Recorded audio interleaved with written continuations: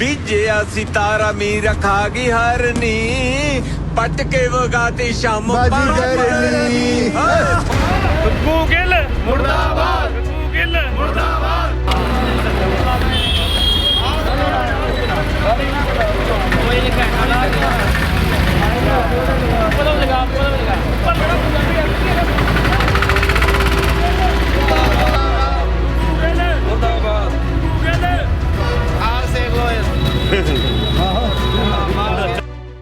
बहुत ही सत्कारयोग सारिਆਂ ਨੂੰ ਸਤਿ ਸ਼੍ਰੀ ਅਕਾਲ ਜੀ ਦੋਸਤੋ 13 ਤਰੀਕ ਨੂੰ ਸਾਡੀ ਇੱਕ ਨਵੀਂ ਵੈਬ ਸੀਰੀਜ਼ ਰਿਲੀਜ਼ ਹੋਈ ਹੈ ਜਿਸ ਦਾ ਨਾਮ ਹੈ ਸ਼ਿਕਾਰੀ।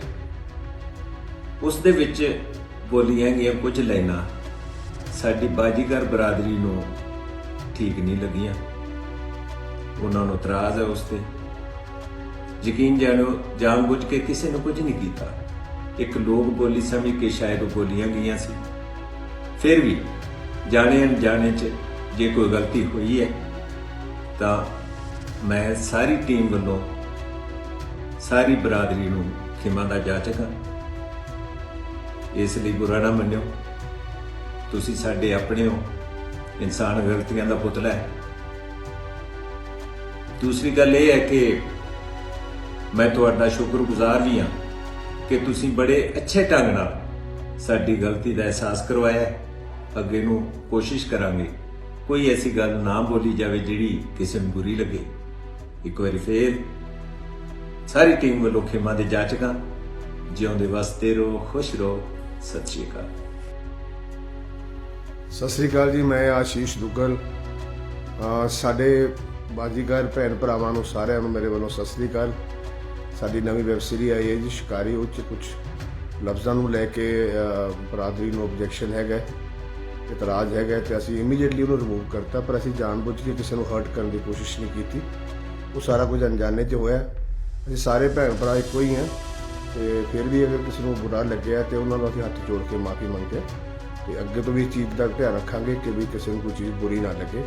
ਅਸੀਂ ਐਂਟਰਟੇਨਮੈਂਟ ਦੇ ਸਾਧਨ ਦੇ ਹਿਸਾਬ ਨਾਲ ਬਣਾਇਆ ਉਹਨੂੰ ਤੇ ਕਿਸੇ ਨੂੰ ਮਤਲਬ ਦੁੱਖ ਲੱਗੇ ਸਾਨੂੰ ਬਹੁਤ ਬੁਰਾ ਲੱਗ ਰਿਹਾ ਕਿ ਅਸੀਂ ਚੈਨਲ ਵਾਲਿਆਂ ਨੂੰ ਕਹਿ ਕੇ ਇਮੀਡੀਏਟਲੀ ਉਹਨੂੰ ਕਰੈਕਟ ਕਰਵਾਤਾ ਤੇ ਫਿਰ ਵੀ ਕੋਈ ਹੈ ਤਾਂ ਅਸੀਂ ਹੱਥ ਜੋੜ ਕੇ ਮਾਫੀ ਮੰਗਦੇ। ਇਹੀ ਹੈ ਜੀ, ਦੇਖੋ ਇਹੋ ਜਿਹੇ ਕਲਾਕਾਰ ਚਾਹੇ ਅਦਾਕਾਰ ਨੇ ਆਪਣੀ ਜਗ੍ਹਾ ਹੋਣਗੇ, ਇਹੋ ਜਿਹੀ ਗੰਦੀ ਜਿਹੜੀ ਸ਼ਬਦਾਵਲੀ ਵਰਤੀ ਹੈ ਇਹਨਾਂ ਨੇ। ਤੁਸੀਂ ਦੇਖਿਆ ਇਹਨਾਂ ਦੀ ਕੋਈ ਸ਼ਿਕਾਰੀ ਸੀਰੀਜ਼ ਆ ਰਹੀ ਹੈ ਚੌਪਾਲ ਚੈਨਲ ਤੇ ਵੈਬ ਸੀਰੀਜ਼, ਤੇ ਉਹਦੇ ਵਿੱਚ ਇਹਨਾਂ ਨੇ ਇੱਕ ਬਾਜੀਗਰ ਭਾਈਚਾਰੇ ਦੀ ਧੀ ਭੈਣ ਬਾਰੇ ਬਹੁਤ ਅਪਸ਼ਬਦ ਬੋਲੇ ਨੇ ਤੇ ਇਹ ਸਹਿਣਯੋਗ ਨਹੀਂ ਨੇ। ਇਹ ਉਹ ਗੱਦਾਰ ਨੇ ਸਾਡੀ ਪੰਜਾਬੀ ਇੰਡਸਟਰੀ ਦੇ ਜਿਹੜੇ ਕਿ ਇੰਨੇ ਮੋਰਚੇ ਲੱਗਦੇ ਨੇ ਉੱਤੇ ਤੇ ਦਿਖਾਈ ਨਹੀਂ ਦਿੰਦੇ। ਹੁਣੇ ਬੰਦੀ ਸਿੰਘਾਂ ਦਾ ਮੋਰਚਾ ਲੱਗਿਆ ਉੱਤੇ ਦਿਖਾਈ ਨਹੀਂ ਦਿੰਦੇ, ਪਰ ਅਸਲ ਦੇ ਵਿੱਚ ਇਹ ਗੱਦਾਰ ਨੇ ਕਿਉਂਕਿ ਅਸੀਂ ਇਹਨਾਂ ਦੇ ਮਾਫੀ ਇਹਨੇ ਹੁਣੇ ਪਤਾ ਲੱਗਿਆ ਆਪਣੇ ਆਈਡੀ ਤੋਂ ਕੱਲ ਮਾਫੀ ਮੰਗ ਲਈ ਸੀ। ਉਹ ਚੌਪਾਲ ਦੇ ਵਿੱਚ ਉਹਨੇ ਆਪਣਾ ਜਿਹੜਾ ਸ਼ਿਕਾਰੀ ਦੇ ਵਿੱਚ ਸੀਨ ਸੀ ਕਰ ਦਿੱਤਾ ਸੀਗਾ, ਪਰ ਅਸੀਂ ਇਹ ਸਹਿਣ ਨਹੀਂ ਕਰਾਂਗੇ।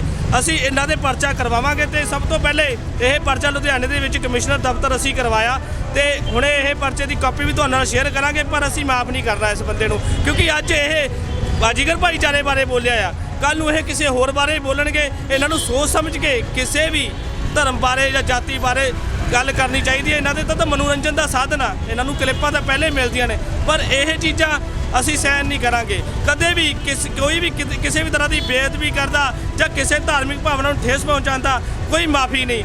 ਉਹ ਫੈਸਲਾ ਸਿਰਫ FIR ਕਰਕੇ ਉਹਨੂੰ ਸਜ਼ਾ ਮਿਲਣੀ ਚਾਹੀਦੀ ਆ। ਕਿ ਜੀ ਦੇਖੋ ਇੰਨੀਆਂ ਬੇਅਦਬੀਆਂ ਹੋਈਆਂ, ਇੰਨੀਆਂ ਭਾਵਨਾਵਾਂ ਨੂੰ ਠੇਸ ਪਹੁੰਚੀ, ਇਹਨਾਂ ਧਰਮਾਂ ਦੇ ਬਾਰੇ ਮਾੜਾ ਚੰਗਾ ਬੋਲਿਆ, ਕੀ ਕੀਤਾ ਅੱਜ ਤੱਕ ਸਰਕਾਰਾਂ ਨੇ।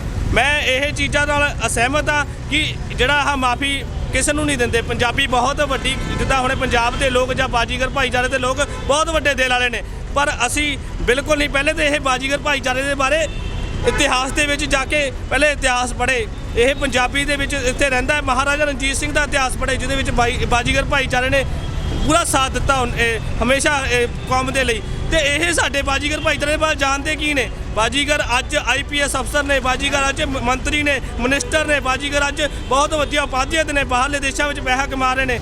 ਇਸ ਕਰਕੇ ਇਸ ਨੂੰ ਅਸੀਂ ਇਹੀ ਕਹਿਣਾ ਚਾਹੁੰਦੇ ਹਾਂ ਕਿ ਅਸੀਂ ਕੋਈ ਮਾਫੀ ਨਹੀਂ ਦਿੰਦੇ। ਹਰੇਕ ਬਾਜੀਗਰ ਭਾਈਚਾਰੇ ਪੰਜਾਬ ਦੇ ਵਿੱਚ ਜਿੱਥੇ ਬੈਠੇ ਨੇ ਇਹਨਾਂ ਦੇ ਪਰਚਾ ਦਰਜ ਕਰਾਇਆ ਜਾਵੇ ਤਾਂ ਕਿ ਇਹ ਇਕੱਲਾ ਬਾਜੀਗਰ ਨਹੀਂ, ਹੋਰ ਵੀ ਕਿਸੇ ਜੇ ਧਾਰਮਿਕ ਜਾਤੀ ਬਾਰੇ ਜੇ ਇਹ ਮਾੜਾ ਸ਼ਬਦ ਇਹ ਬੋਲਦੇ ਨੇ ਜਾਂ ਆਪਣਾ ਮਨੋਰੰਜਨ ਦੇ ਸਾਧਨ ਦੇ ਲਈ, ਪੈਸੇ ਕਮਾਉਣ ਦੇ ਲਈ ਇਹ ਲੱਚਰ ਪ੍ਰਦਰਸ਼ਨ ਕਰਦੇ ਨੇ, ਉਹਨਾਂ ਤੇ ਬਣਦੀ ਕਾਰਵਾਈ ਹੋਣੀ ਚਾਹੀਦੀ ਹੈ। ਮੈਂ ਸਮੁੱਚੀ ਬਾਜੀਗਰ ਭਾਈਚਾਰੇ ਨੂੰ ਅਪੀਲ ਕਰਦਾ ਤੇ ਸਮੁੱਚੀ ਕੌਮ ਨੂੰ ਵੀ ਅਪੀਲ ਕਰਦਾ ਕਿ ਇਹ ਦੇਸ਼ ਦੇ, ਇਹ ਪੰਜਾਬ ਦੇ ਉਹ ਗੱਦਾਰ ਲੋਕ ਨੇ ਜਿਹੜੇ ਪੰਜਾਬ ਤੋਂ ਪੈਸਾ ਖਾ ਕੇ ਪੰਜਾਬ ਦੇ ਭਾਈਚਾਰਿਆਂ ਬਾਰੇ ਗਲਤ ਬੋਲਦੇ ਨੇ।